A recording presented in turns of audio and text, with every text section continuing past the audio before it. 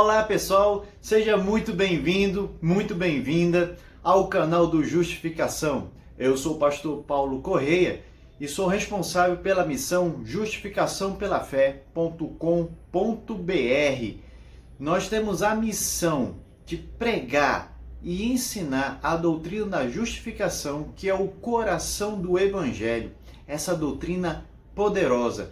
E nós estamos muito felizes, porque pela graça de Deus estamos comemorando 14 anos de missão Justificação pela Fé. É pela graça de Deus que nós chegamos até aqui e estamos muito felizes. E para comemorar esses 14 anos, nós convidamos homens comprometidos com a palavra de Deus e com a doutrina da justificação pela fé para nos ajudar nessa nova série, uma série onde nós escolhemos textos selecionados de cada livro do Novo Testamento. Então serão 27 pregações, onde você verá a importância da doutrina da justificação pela fé e os seus benefícios direto da palavra de Deus, porque esta doutrina está presente em todo o Novo Testamento, de Mateus até Apocalipse. Então eu te convido a ouvir com fé a palavra de Deus, curta esses vídeos, compartilhe, dê um like, para que você possa nos ajudar a divulgar mais e mais a palavra de Deus. Também contamos com as suas contribuições e suas orações. Aguarde mais um pouco e a palavra de Deus vai já começar. Ouça com fé a palavra de Deus. A graça e a paz, meus irmãos, tudo bem? Meu nome é Tássio Santos, eu congrego na Igreja Batista Reformada de Brasília e você está no canal Justificação pela Fé. Nós estamos celebrando 14 anos deste maravilhoso projeto e nós desejamos que muitas pessoas sejam alcançadas por meio desse ministério com a pregação do Evangelho. Amém? Nesse vídeo eu vou expor o versículo 15 da segunda carta de Paulo aos Coríntios, que fala sobre Cristo ter suportado todo o fardo do nosso pecado para que nós fôssemos declarados justos diante de Deus. Só que nesse vídeo eu não vou expor o contexto da carta de Paulo aos Coríntios, porque eu quero aproveitar o tempo para falar algo muito importante com vocês. Mas antes, não esqueça de seguir este canal, ativar o sininho para receber as atualizações e compartilhar com seus amigos. Beleza? Então, o que eu quero falar com vocês é o seguinte. Martinho Lutero, ele afirma que a doutrina da justificação pela fé é o artigo onde a igreja fica de pé ou cai. Em outras palavras, o que Lutero está querendo nos dizer é que essa doutrina não é uma doutrina qualquer, mas uma das mais importantes e fundamentais doutrinas do cristianismo. Essa doutrina ela é muito cara para nós cristãos. Ela é a doutrina central do Evangelho. Ela é a única resposta de como um Deus que é justo, santo, bom, poderia perdoar e salvar pecadores como eu e como você. Então, você consegue perceber a importância dessa doutrina? Importante, né? Essa doutrina, ela não é uma doutrina que tem que ser só cognitiva. Ela tem que descer para o nosso coração. Agora vamos ao texto de 2 Coríntios capítulo 5, versículo 21. Eu vou usar aqui a versão NVI e assim diz a palavra de Deus. Deus tornou pecado por nós aquele que não tinha pecado, para que nele nós tornássemos justiça de Deus. Para que nele nos tornássemos justiça de Deus. Vamos analisar a primeira parte desse versículo primeiro. Deus tornou pecado por nós aquele que não tinha pecado. Essa parte desse versículo, ela é muito importante, mas porém nós precisamos tomar muito cuidado. Nós precisamos entender uma coisa aqui. Cristo não se tornou um pecador no nosso lugar. Não é isso que Paulo está dizendo. Jesus amou o Pai perfeitamente e nunca desobedeceu o Pai em nada. Jesus sempre foi e sempre será o Cordeiro sem mácula, sem defeito e sem pecado. Sempre. Na cruz, Jesus continuou sendo o Cordeiro de Deus sem mácula, sem defeito e sem pecado. Perfeito? Dito isso, nós precisamos entender que o que Paulo está nos falando aqui é sobre uma doutrina que nós chamamos de imputação. O que está acontecendo ali na cruz, Paulo vai dizer aos Coríntios, é que é uma doutrina da imputação, é que os nossos pecados estão sendo imputados a Jesus. Jesus na cruz está sendo tratado pelo Pai como se fosse eu e você. O Santo de Deus está ali na cruz sem nenhum pecado, mas está sendo considerado pecado por nós, não pecador, pecado por nós. Ele está recebendo o castigo do Pai como se ele fosse responsável por muitos pecados. É isso. Então, em nenhum momento Jesus está se tornando pecador. Não, em nenhum momento. Ele está sendo tratado como um pecador. Né? Assim como pelo pecado de um só homem entrou a morte no mundo, né? Por causa do pecado de Adão, Paulo vai falar isso no capítulo 12 de Romanos, capítulo 5 de Romanos. Assim também, por conta da justiça de um só homem, Jesus, né, veio a salvação a muitos. Então, Jesus ali está representando o seu povo, é a doutrina da imputação. Agora, por que Cristo, que nunca pecou, que não tinha nenhum pecado, nenhuma culpa pelo pecado, não é responsável por nenhum pecado no mundo, teve que ser tratado como se ele fosse o pior de todos os pecadores? Por quê? A resposta a essa pergunta está na parte B do versículo. Para que nele nos tornássemos justiça de Deus. Nele, em Cristo Jesus, estando unidos a Ele pela fé, nós nos tornamos justiça de Deus. Ou seja, nós somos justificados diante do Pai, mediante a fé em Cristo Jesus. Como eu falei, essa era a única forma de Deus perdoar um pecador e continuar sendo justo. A única forma. Provérbios 17:15 diz o seguinte: o que justifica o ímpio e o que condena o justo, tanto um contra o outro, são abomináveis ao Senhor.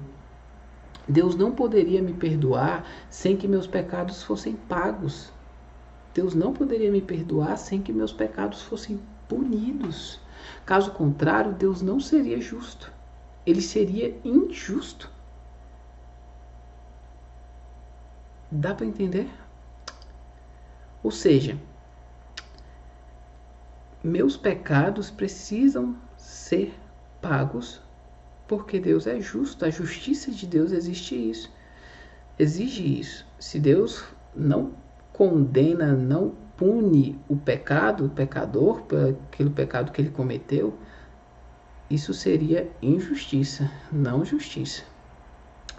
E da mesma forma, Cristo Jesus, o justo, não poderia morrer de maneira nenhuma, pois Cristo não teve pecado. E o salário do pecado é a morte, Romanos 6:23. E como Cristo não pecou, ele não poderia morrer. Só que, como disse o profeta Isaías, ele foi transpassado pelas nossas transgressões e moído pelas nossas iniquidades, para que Deus pudesse perdoar eu e você, para que nós pudéssemos ser perdoados por Cristo, por Deus, nós precisaríamos de, no mínimo, pagar a nossa dívida. Agora, como que nós pagaríamos a nossa dívida? Porque nós precisamos entender que todo pecado cometido, o mínimo pecado que seja, se fosse o único pecadinho que seja, ele é cometido contra um Deus que é glorioso, santo e eterno. E a pena para o pecado, ela é conforme a transgressão, conforme a ofensa. E se nós ofendemos um Deus que é glorioso e eterno, um Deus que tem todo o valor e um Deus que é eterno, a pena para um pecado desses, contra um Deus desses, que só existe ele, né? O pecado contra Deus é exigido uma punição eterna. Não pode ser menos que isso. Menos do que a punição eterna contra um pecado cometido contra um Deus eterno seria injustiça. Seria injusto. Não pode ser menos do que uma eternidade de punição, de castigo. Porque Deus é eterno, glorioso, tem todo o valor. A pena, o castigo de uma pena, né? A sentença ali é conforme o valor da transgressão. E Deus é todo valioso. Ele é glorioso. Ele é o Rei da glória. O castigo e a punição tem que ser uma punição eterna. E se é uma punição eterna, logo é impossível pagar por ela. Porque é eternamente. Teria que ser uma eternidade pagando. Então nunca teria fim esse pagamento. Então seria impossível que Deus me perdoasse. Seria impossível. Outra forma de eu conseguir ser salvo seria eu ser obediente a Deus em tudo. Ou seja, em nenhum momento da minha vida eu poderia deixar de amar a Deus, porque amar a Deus é um mandamento. Amar a Deus de todo o coração, de toda a minha força, com todo o meu entendimento, é um mandamento.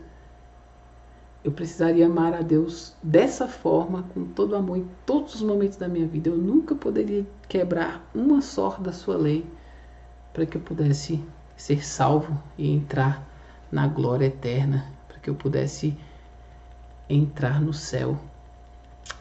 Mas a boa notícia é que Deus fez isso. Deus conseguiu arrumar uma forma de ser justo, continuar sendo justo e ainda assim perdoar pecadores. Como que Deus fez isso? O nosso versículo explica.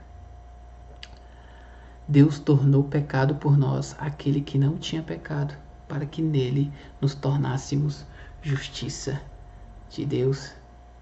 Sim, meu irmão, a única forma de sermos perdoados era se um ser totalmente sem pecado pagasse o nosso pecado. Jesus, ele cumpre os requisitos perfeitos para isso. Por quê? Porque, como já disse, nós não poderíamos pagar pelos nossos pecados, porque seria eternamente pagando o meu próprio pecado, ainda mais o pecado de outros, né? Jesus não tinha pecado para pagar dele mesmo, e ele podia pagar pelo pecado de outros por alguns motivos. Primeiro, porque ele não tinha pecado nenhum. Segundo, porque ele é eterno também. Então ele poderia suportar o castigo eterno do Pai, a ira eterna e infinita do Pai. Jesus poderia suportar, porque como ele nunca pecou, ele era eterno, ele não ia morrer. Jesus, ele era eterno tanto na sua divindade, porque Jesus é Deus, mas não somente no seu atributo da divindade. Jesus era eterno quanto homem, porque quando ele se fez carne, ele não pecou. Então ele não ia morrer, ele iria viver eternamente. Jesus, ele tinha todo o atributo para pagar pelos nossos pecados, e somente ele é o Cordeiro de Deus sem defeito que poderia pagar pelo pecado de outra pessoa. Então só Jesus pode ser o castigo que nos traz a paz. Só Jesus pode ser o sacrifício que nos substitui. Só Jesus poderia receber por imputação os nossos pecados sobre ele. Agora, a doutrina da justificação pela fé ela é tão importante e tão valiosa e tão maravilhosa que cada vez que nós vamos estudando ela, nós percebemos o quanto que ainda precisamos aprender sobre ela. Quanto nós vamos glorificar a Deus por conta dessa doutrina. Porque se Jesus apenas morre pelos nossos pecados, paga a nossa dívida, nós não iríamos para o inferno. Porém, nós não poderíamos chegar até o céu. Nós não poderíamos entrar na glória. Porque quem é que pode subir ao Monte Santo do Senhor? Salmo 24. Só aquele que é puro de coração, aquele que cumpre toda a justiça e a exigência do Pai. Jesus, ele paga pelos nossos pecados, mas ele também cumpre toda a justiça do Pai. Jesus obedece o Pai até a morte e a morte de cruz. Então Jesus é o único digno de entrar no Monte Santo do Senhor, de entrar no santuário de Deus, porque ele nunca pecou e ele obedeceu o Pai em tudo. Ele amou ao Pai de todo o coração. Então, da mesma forma que o nosso pecado é imputado sobre Jesus, a justiça de Cristo é colocada sobre nós, para que nós sejamos perdoados dos nossos pecados, quando Cristo recebe a punição pelos nossos pecados, e Jesus coloca a justiça dele em nós, para que nós possamos chegar diante do Pai, para que nós possamos entrar no santuário do Pai.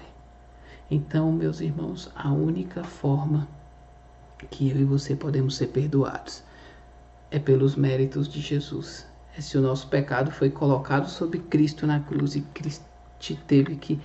Cristo recebeu a ira do Pai por conta dos nossos pecados. E a única forma de nós sermos aceitos por Deus e entrarmos na glória é por meio da justiça de Cristo, por meio dos méritos de Jesus. Pela fé nos méritos de Jesus é que nós podemos ser aceitos pelo Pai, aceitos no céu e aceitos hoje. Essa é a boa notícia, que hoje, meus irmãos, pelos méritos de Cristo, você pode receber o perdão do seu pecado e pode entrar na presença de Deus em oração pelos méritos de Jesus. Você hoje pode se arrepender dos seus pecados, pedir perdão a Deus, confessar os seus pecados diante do Pai e ser aceito por Deus através dos méritos de Cristo. Essas são as boas novas, meus irmãos. Essas são as boas novas, que nós podemos chegar diante do Pai pelos méritos de Jesus Cristo. Nós podemos ser aceitos por Deus por meio dos méritos de Cristo. Então eu finalizo dizendo: não confie na sua força, na força do seu braço. Não confie que você vai conseguir o favor de Deus de alguma forma ou o perdão de Deus de alguma forma. Não. Abandone isso. Confie somente nos méritos de Jesus. E aí sim você vai ter força, graça da parte de Deus, para poder viver uma vida feliz. E além de tudo, chegar na glória. Chegar na glória. Que Deus abençoe a sua vida. Fique com Deus. Abraço.